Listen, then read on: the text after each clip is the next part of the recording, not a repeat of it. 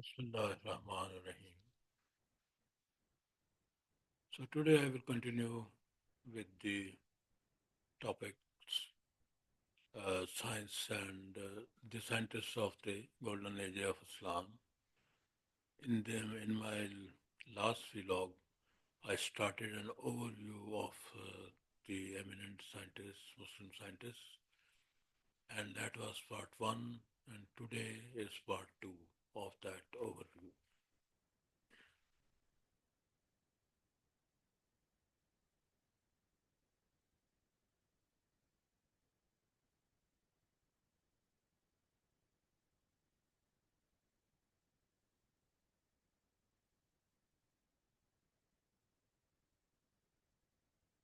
So let us continue with Arab scientists. So number 15 is Ibn Zohar.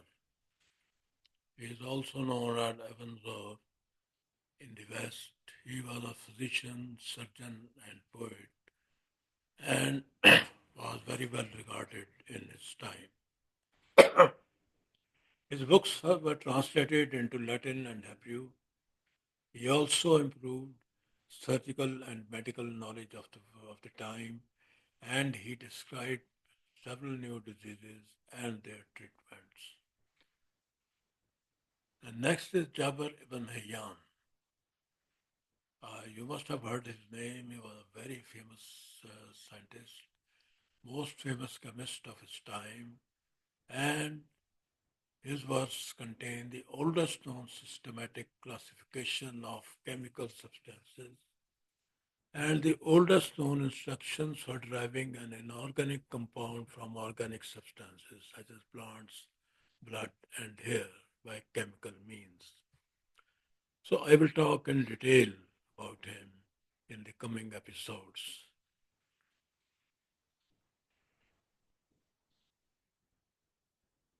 And Jabir ibn Afla, he was an astronomer and mathematician. So he wrote a book, Islahi Majesty, that is correction of Almagest, which influenced Islamic, Jewish, and Christian astronomers. The next is Ibn Qura. In astronomy, he is a famous person and he is considered one of the first reformers of the Ptolemaic system. And in mechanics, he was founder of statics. The Ptolemaic system is the geocentric model of the universe that was developed by Alexandrian and astronomer and mathematician Ptolemy around 150 BC. So, according to this, our Earth is the center of the universe, and all things are revolving around it. And the statics is the branch of mechanics which is concerned with bodies which are at rest and forces which are in equilibrium. He also wrote exclusively on medicine and produced philosophical treatises.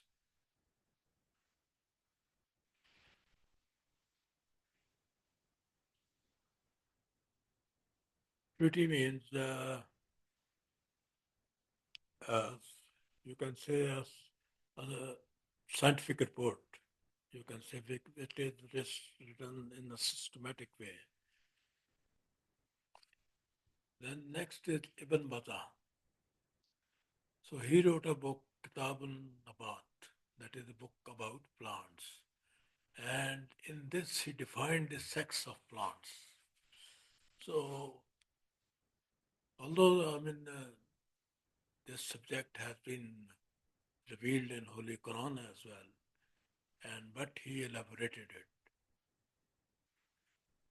And his work on projectile motion is also well known.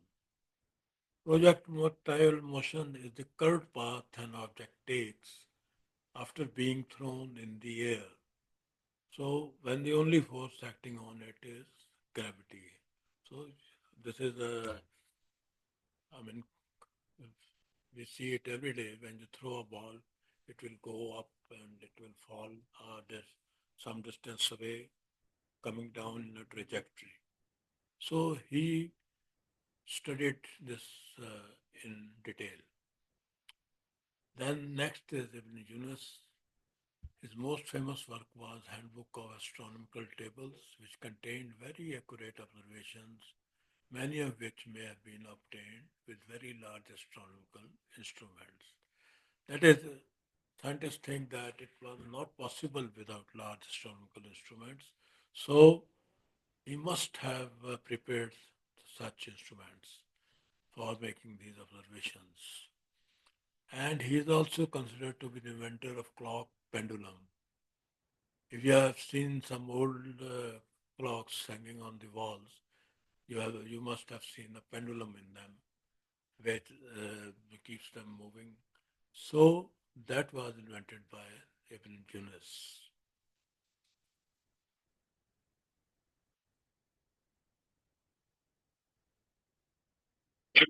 Next is Al-Farghani. So he calculated the diameter of the earth by the measurement of the median arc length, together with a team of scientists under the patronage of Abbasri Caliph Al-Mamun in Baghdad. So meridian arc length is actually the distance between 2 points of the same longitude, or the length of a circular arc on a sphere. Next is Al-Idrisi. He created the Tabula Rogeriana, which is considered one of the most advanced medieval world maps. So here, its images given. I retrieved it from internet.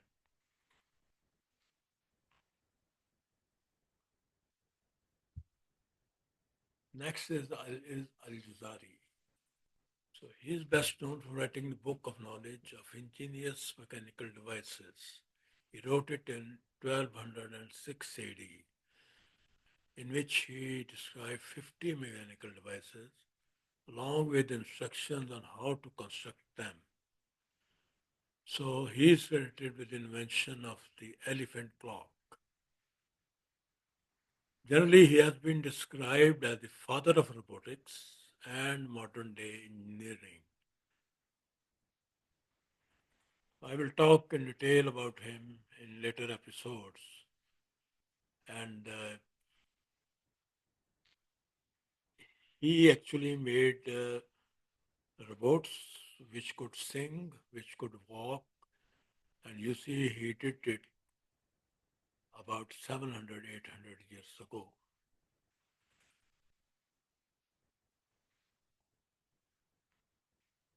Next is Ibn Shatir. His most important astronomical treatise was a book, The Final Quest Concerning the Rectification of Principles.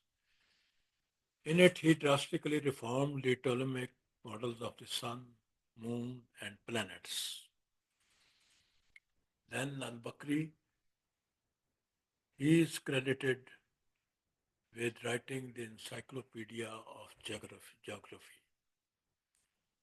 And then next is Al-Qalasadi. He is acknowledged as inventor of algebraic symbols.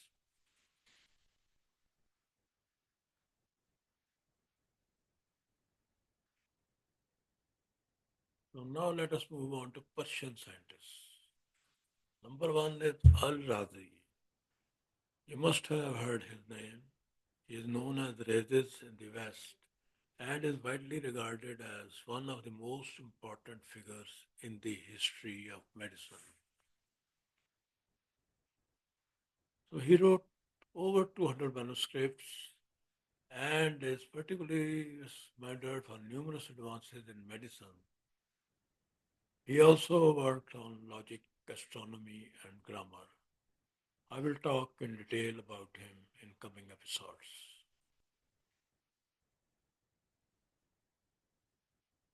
Similarly, Alberoni is a household name. Everybody must have heard about him. And he was well versed in physics, mathematics, astronomy, and natural sciences. And also, he was a historian, chronologist, and linguist.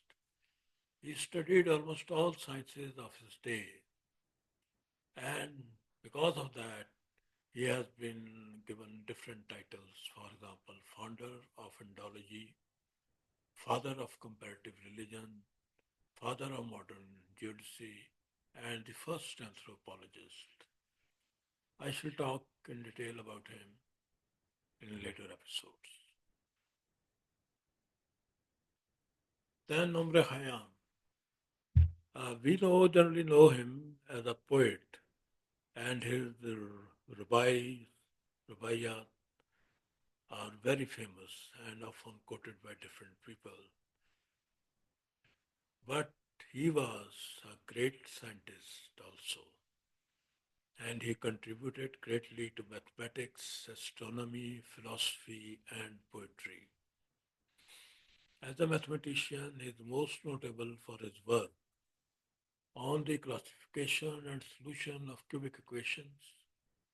As an astronomer, he calculated the duration of the solar year with remarkable precision and accuracy, and he designed the Jalali calendar that provided the basis for the Persian calendar that is still in use after nearly 1,000 years.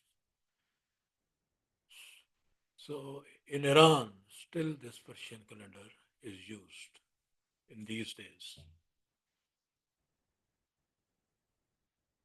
The next is Al-Khwarizmi.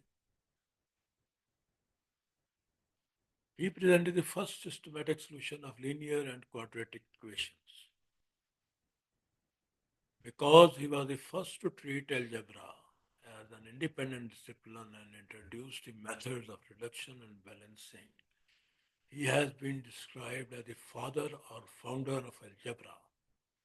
I mean, the word algebra was the title of one of his book. Algebra means completion or rejoining. So that title, I mean, algebra has a whole discipline has been given the name of the title of his book, algebra. Everybody knows what is algebra. The next is Ibn Sina, again a very famous name. He is known as Avicenna in the West and is considered as one of the most significant physicians, astronomers, philosophers, and writers of the Islamic Golden Age, and the father of early modern medicine. He wrote more than 450 books, papers, etc., and is believed to have written around and about 240 are still surviving, including 150 on philosophy and 40 on medicine. His books, the Book of Healing and the Canon of Medicine, were taught in European universities till 1650 AD. And still, I mean, he is acknowledged, and there are many, in these modern days, many movies have been made on him. So I will talk in detail about him in coming episodes.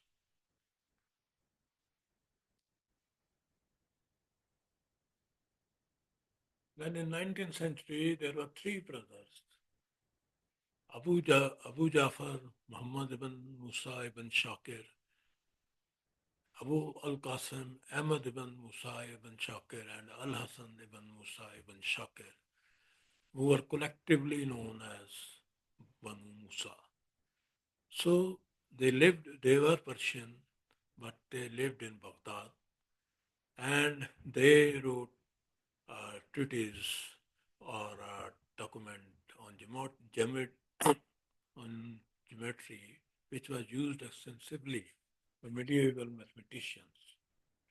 They also wrote a book that described 100 inventions.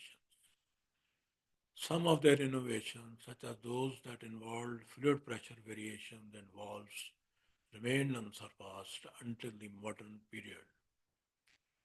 One of those inventions includes an automatic flute player that may have been the first programmable machine or computer.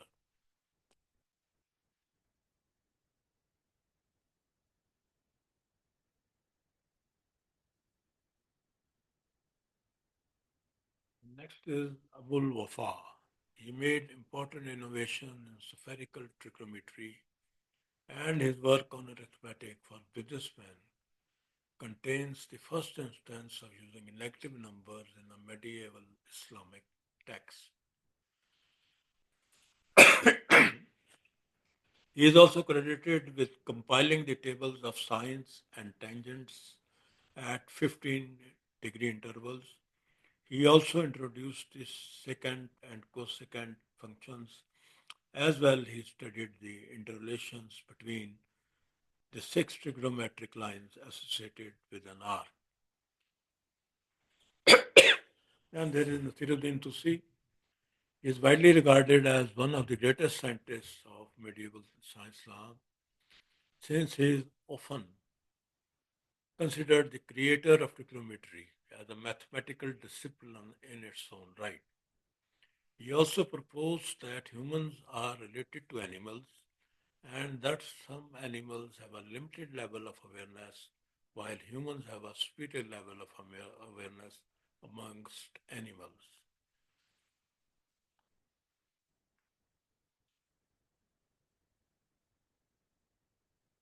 Now, the Turk scientists. The foremost name is of Aksh, Akshamsuddin. Akshamsuddin. Sorry.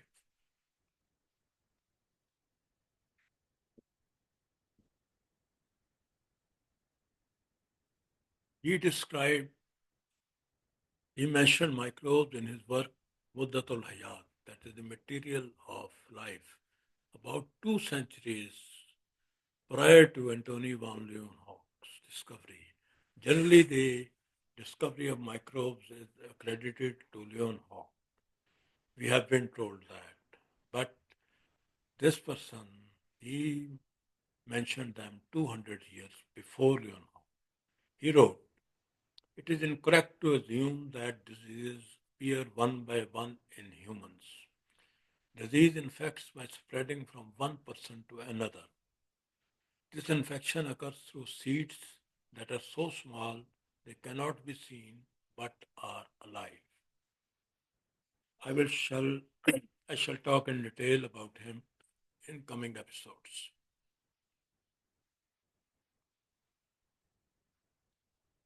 The next is Spiri Reis.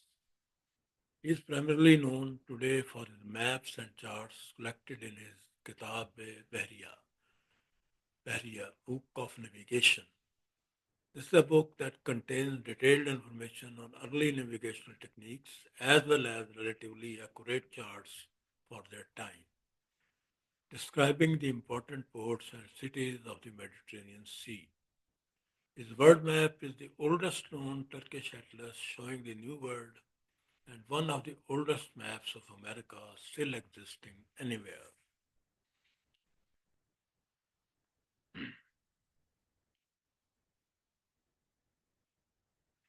Next is Taqiyuddin. He built an observatory in the Ottoman capital, Istanbul, on the request of Ottoman Sultan Murad III. He constructed instruments such as armillary, sphere, and mechanical clocks that he used to observe the great comet of 1577. He also described a steam turbine with the practical application of rotating a spit in 1551. He was the author of more than 90 books on a wide variety of subjects, including astronomy, clocks, engineering, mathematics, mechanics, optics, and natural philosophy. I shall talk in detail about him in coming episodes.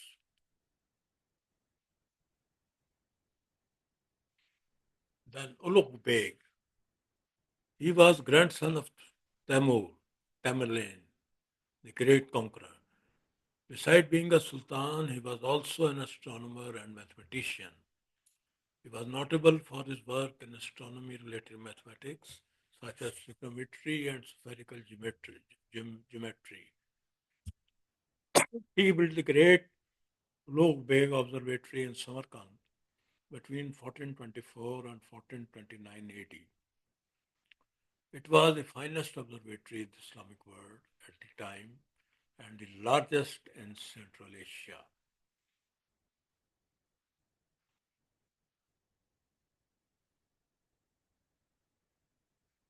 Then next name is Ibrahim Bouteflika. He was a Hungarian-born Ottoman diplomat, publisher, economist, historian, Islamic theologian, socialist, sociologist, and the first Muslim to run a printing press with movable Arabic type. And finally, Abdul Fida.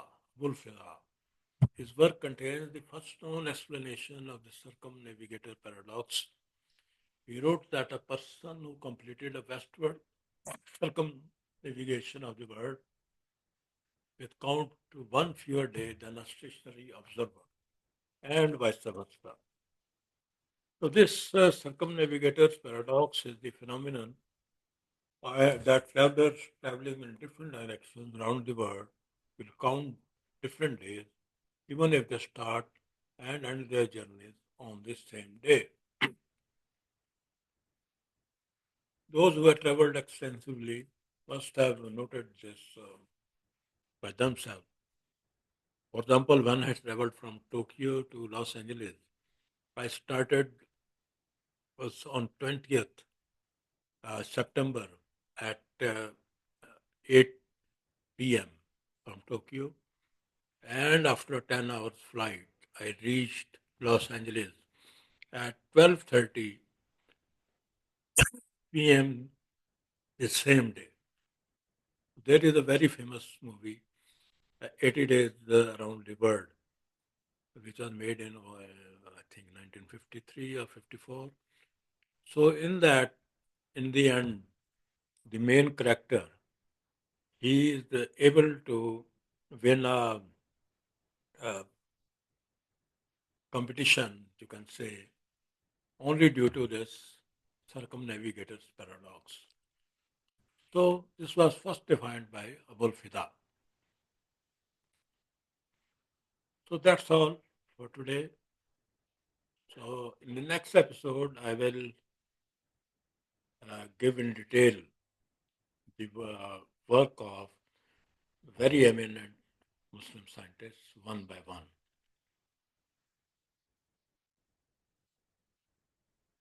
Thank you very much for your time and patience.